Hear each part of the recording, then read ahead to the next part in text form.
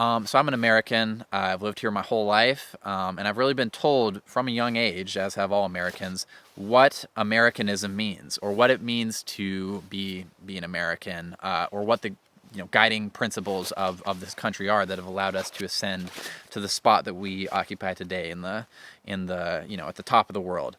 And I'd say there's two main things that are just keep reinforced constantly.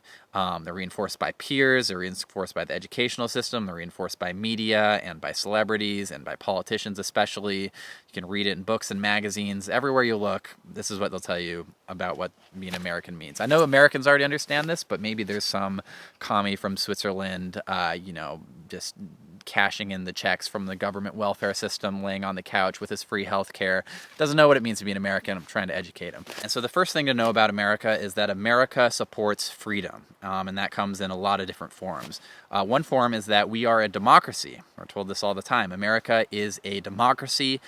We are ruled by ourselves. We are not subjugated by monarchs like the King of England or elites or oligarchs or a snobby aristocracy that thinks it can boss Americans around. We love freedom. We're not going to be told what to do by anyone. We are Democrats. We're going to decide what to do with our country ourselves. And our love for freedom extends outside of just the political domain to also the economic domain of capitalism. So we are capitalists. We support the freedom of individuals to have an idea and to amass wealth without the government coming in and telling them what to do. We support free markets. We support free trade. We support free enterprise. We support freedom from monarchs, freedom from government subjugation of any sort. And so we are capitalists and we are Democrats. We are a capitalist democracy here in the United States, and that's just how it is. And so that's something that we just hear all the time. America is democratic, America is capitalist, and they're pretty much, just globbed together in this concept of Americanism and held together by the linchpin of freedom or a love for freedom, which unifies the American ideology into a concrete, coherent glob, which is just ingested by all Americans and taken for granted. What I want to argue is that those two concepts, democracy as well as capitalism, democratic systems versus capitalist systems, are in constant tension with each other, and they represent extremely divergent values.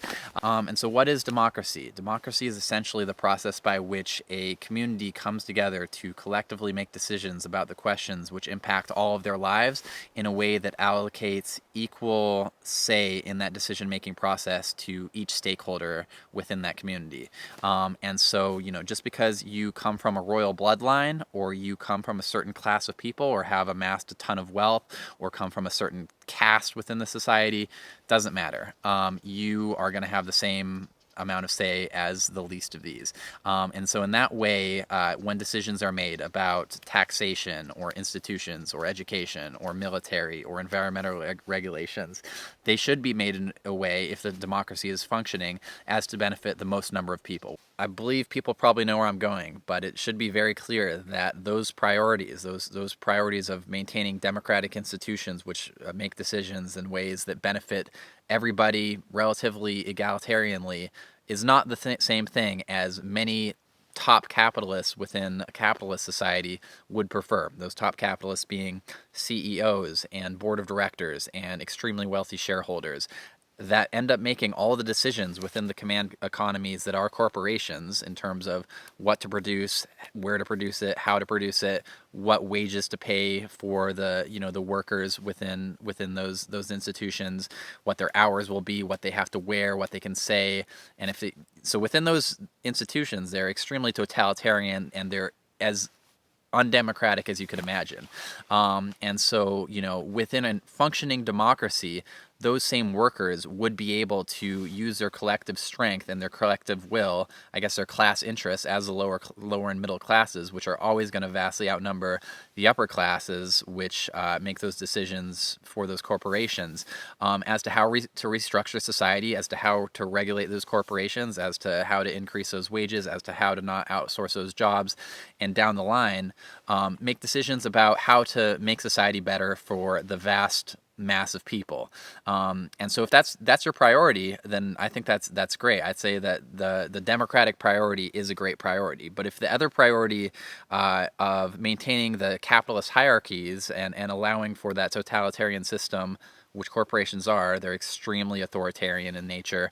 If maintaining that as your priority, then that's going to undermine the democracy. And when we see the huge levels of wealth inequality that we have, with 1% of people owning more wealth than the bottom 90%, and on and on and on, everybody's heard this, that's because the capitalist nature of our society has been eating into the democratic foundation, which people seem to think, are coherent, but they're really in constant fighting with each other. And the capitalist side has won definitively, or is winning definitively, and they do it through a number of mechanisms. They do it through campaign finance. They have so much wealth, they use that wealth to influence elections, and to spew propaganda to the people to elect representatives which serve their interests rather than the interests of the actual constituents, which in a democracy would be equivalent to the aggregate views of the people within that population.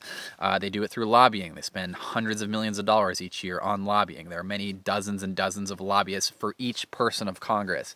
So there's hundreds of times the amount of lobbyists as there are actual representatives and officials within the government, at the state level, at the local level, and especially at the federal level as well. They do it through undermining democratic institutions like unions. And so union ideally is going to represent the vast bulk of people, the workers. So, when they fight for things like wage increases, that's going to benefit almost everybody in the corporation. It might not benefit the CEOs, the shareholders, or maximize profits in a way that, outsourcing to China might do. But in terms of people's actual lived experiences and lives, that type of wage increase and that type of protection, or, reduce, getting rid of the 7-day work week and getting the weekend like the union movement did 100 and something years ago, and getting environmental protection so that you don't have to be breathing in coal ash or whatever it is. These are things that benefit the mass of people, but they are in contrast or in tension with the capitalist institutions. And so I guess what I'm saying is that as a society, you can choose to make the important decisions collectively in an egalitarian way that represents people, equally in the decision-making process, or you can have more of an authoritarian type model, which comes down from, the capitalist system. I personally know which side I prefer. I'm not saying that direct democracy or that literal democracy is best in every circumstance, because obviously you are going to need to, maintain the rights of an individual, and you can't let 51% of the population, enslave the other 49%, et cetera, et cetera, et cetera. Nonetheless, these are two concepts which are in constant tension with each other, and we should not pretend that they're the same thing. And insofar as we want to prioritize democracy, that might mean eating into some of the more authoritarian type and corrupting impacts that prioritizing capitalism has had and will continue to have within our society if we don't confront this contrast.